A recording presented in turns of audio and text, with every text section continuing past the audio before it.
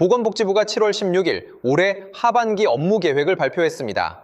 일부 위기가구는 최대 300만 원, 요양병원 간병비는 100%에서 30% 안팎, 희귀질환 치료제 등재 기간은 240일에서 100일로 줄어듭니다. 신청해야만 받던 복지 방식도 바뀌기 시작합니다. 오늘은 하반기부터 내년까지 달라지는 복지 10가지를 시행 추진 검토로 나눠 바로 정리합니다. 첫 번째부터 보겠습니다. 첫 번째는 기준 중위소득과 생계급여 기준입니다. 기준 중위소득은 생계급여만 정하는 숫자가 아닙니다. 의료급여, 주거급여를 비롯해 여러 복지사업의 문턱이 이 숫자를 따라 움직입니다. 그래서 내년 기준이 얼마로 정해지는지가 중요합니다. 현재 2026년 기준으로 4인 가구 기준 중위소득은 월 649만 4,738원입니다. 생계급여 선정 기준은 그 32%인 월 207만 8,316원입니다. 1인 가구는 월 82만 556원입니다. 2027년 기준 중위소득 인상폭은 7월에 결정될 예정입니다. 생계급여 선정 기준의 장기 목표는 2030년까지 기준 중위소득의 35%입니다. 여기서 조심할 점이 있습니다. 내년에 바로 35%가 되는 것은 아닙니다. 2027년 정확한 인상률과 가구별 금액도 아직 발표 전입니다. 발표되면 현재 자신의 가구 원수와 소득 인정액을 새 기준에 다시 대조해야 합니다. 두 번째는 부양 의무자 기준입니다. 지금도 생계급여는 대부분 부양 의무자 기준이 폐지됐지만 예외가 남아 있습니다. 부양 의무자의 연소득이 1억 3천만 원을 넘거나 일반 재산이 12억 원을 넘으면 수급에서 제외될 수 있습니다. 그 정도 소득과 재산이면 부모나 자녀를 충분히 도울 수 있는 것 아닌가라고 생각할 수 있습니다. 하지만 연락이 끊겼거나 빚이 많거나 실제로 부양을 받지 못하는 가정도 있습니다. 서류상 가족의 형편과 내 통장에 들어오는 생활비는 전혀 다를 수 있습니다. 생계급여에서는 중증 장애인부터 부양 의무자 기준을 없앨 계획입니다. 보도자료에는 2027년 하반기로 적혀 있습니다. 노인은 2028년부터 연령대별로 순차 폐지를 검토합니다. 의료급여도 중증장애인, 중증희귀질환자, 거동이 불편한 노인처럼 의료와 돌봄 필요가 큰 대상부터 2027년 이후 기준을 완화할 계획입니다. 다만 의료급여의 새 소득재산 기준은 아직 나오지 않았습니다.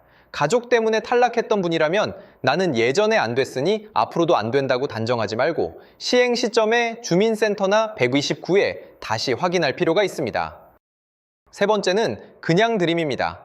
그냥 드림은 생활이 급한 사람이 복잡한 절차 없이 기본적인 먹거리를 먼저 지원받고 상담을 통해 다른 복지까지 연결받는 사업입니다. 7월 1일 기준 300개소가 운영 중이고 약 16만 명이 이용했습니다.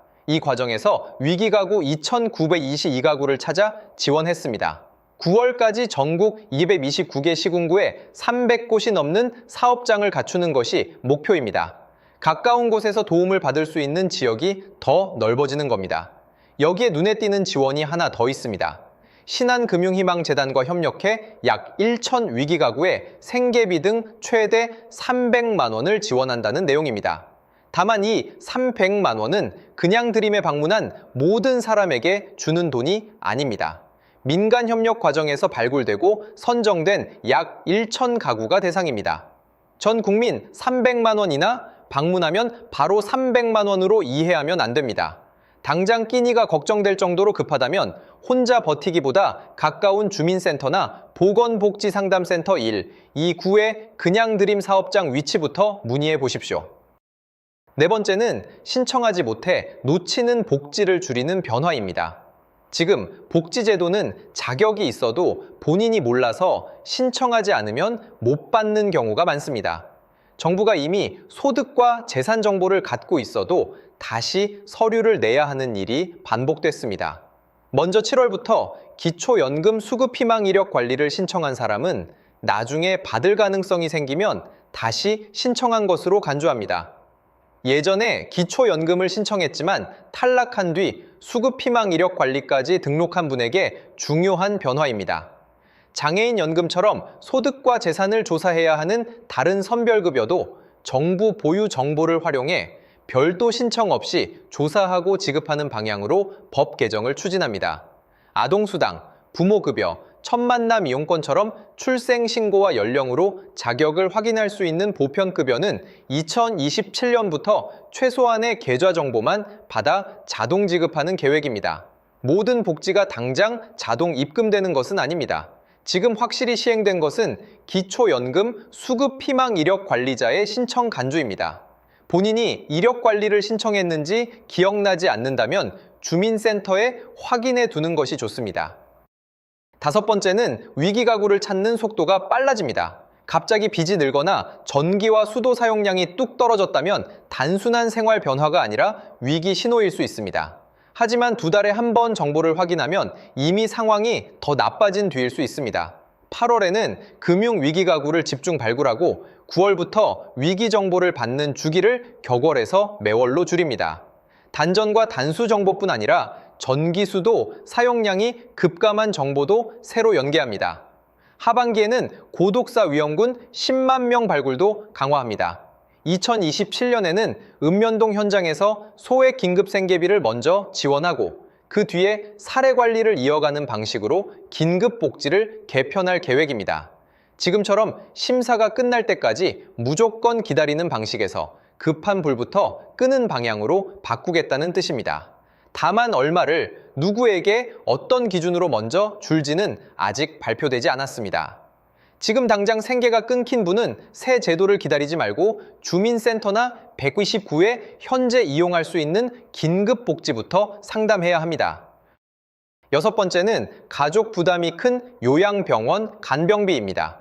요양병원에 오래 입원하면 치료비보다 간병비가 더 무섭다는 말이 나옵니다.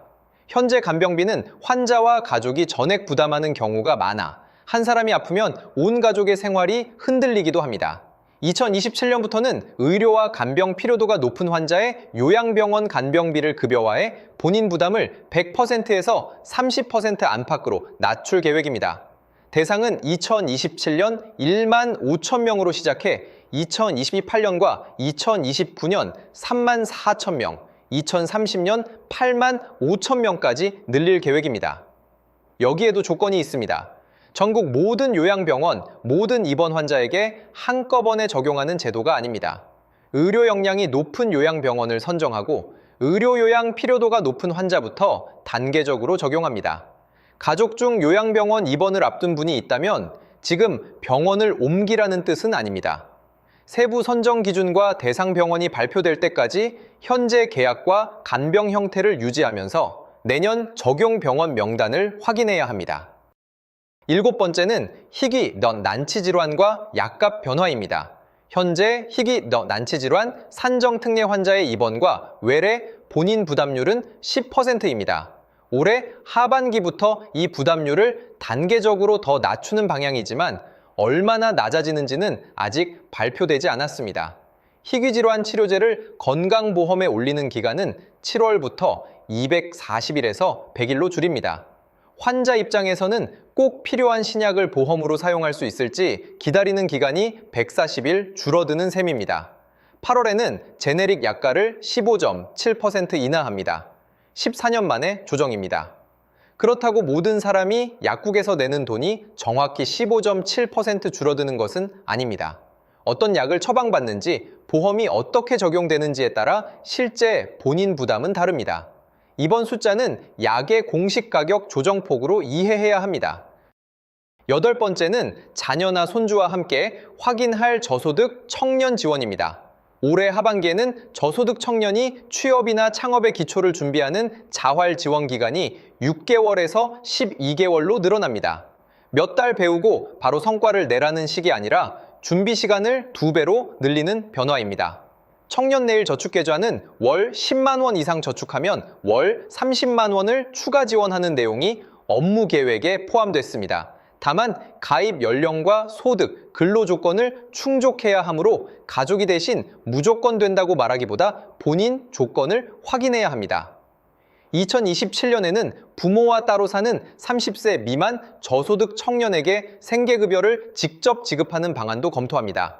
현재는 청년이 학교나 취업 때문에 따로 살아도 부모에게 가구 전체 생계급여가 지급됩니다.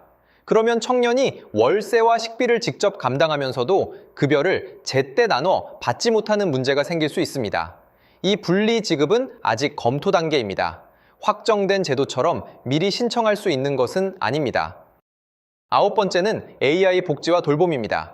이 말을 들으면 당장 집마다 로봇이 들어오는 것처럼 느껴질 수 있지만 올해 하반기의 핵심은 전국 시행이 아니라 계획과 시험입니다. 하반기에는 2026년부터 2030년까지의 중장기 전략을 마련합니다. 독거노인 가구에는 AI와 센서, 돌봄 로봇을 돌봄 종사자와 연결해 안전 확인, 정서 지원, 건강 관리의 빈 시간을 줄이는 모델이 제시됐습니다. 복지 행정에도 AI를 적용합니다. 11개 시군구에서 신청, 조사, 결정처럼 반복되는 급여 업무를 시험하고 올해 12월까지 성능을 분석합니다. 단순 확인은 기술이 돕고 공무원은 상담과 복합 문제 해결에 더 집중하게 하겠다는 방향입니다. 중요한 점은 올해 하반기에 전국 모든 독거노인에게 로봇이 지급되는 사업이 아니라는 것입니다. 어느 지역에서 어떤 서비스가 실제로 시작되는지는 후속 공고를 봐야 합니다. 마지막 10번째는 기초연금입니다. 올해 2026년 기초연금 기준연금액은 노인 단독가구 기준 월 34만 9,700원입니다. 정부 업무계획은 이를 일괄 35만 원이라고 표현하면서 앞으로는 저소득층에게 더 많이 주는 하우상박 방식으로 바꾸겠다고 밝혔습니다. 현재 기초연금은 소득 하위 70%의 어르신을 대상으로 합니다. 앞으로는 노인의 실제 경제 수준을 더 잘 반영하도록 선정 기준도 손볼 계획입니다. 부부가 둘 다 기초연금을 받으면 각각 20%씩 깎이는 부부가맥도 개선 대상입니다. 저소득 직역연금 수급자와 배우자가 기초연금에서 일률적으로 제외되는 문제도 함께 고치겠다고 했습니다. 다만 저소득층은 얼마를 더 받고 부부가맥은 몇 %로 줄어드느냐는 가장 중요한 숫자가 아직 없습니다. 정부 목표는 올해 안에 법을 만들고 2027년에 시행하는 것입니다. 법이 통과되기 전까지는 현재 금액과 기준이 그대로 적용됩니다. 기초연금을 받고 있거나 내년에 65세가 되는 분이라면 새 금액만 기다릴 것이 아니라 현재 신청 시기와 수급 희망 기력 관리 등록 여부를 먼저 확인해 두십시오. 오늘 말씀드린 10가지를 다시 짧게 정리하겠습니다. 기준, 중위소득과 생계급여 문턱, 부양의무자 기준, 그냥 드림과 일부 위기가구 최대 300만 원, 신청 없이 조사 지급하는 복지, 매달 위기가구 발굴과 긴급생계 우선지원, 요양병원 간병비 30% 안팎, 희귀질환과 제네릭 약가, 저소득 청년 지원, AI 복지돌봄 실증, 그리고 기초연금 구조 개편입니다. 이 가운데 지금 시행된 내용도 있지만 2027년 계획과 법 개정이 필요한 내용도 섞여 있습니다. 특히 최대 300만 원, 간병비 30%, 기초연금 추가액은 누구에게나 당장 적용되는 돈이 아닙니다. 대상과 시행일이 확정될 때 다시 확인해야 합니다. 본인에게 해당할 것 같은 번호가 있다면 메모해 두셨다가 주민센터나 보건복지상담센터 1, 이 구의 현재 이용 가능한 제도부터 확인해 보십시오. 끝까지 시청해 주셔서 고맙습니다.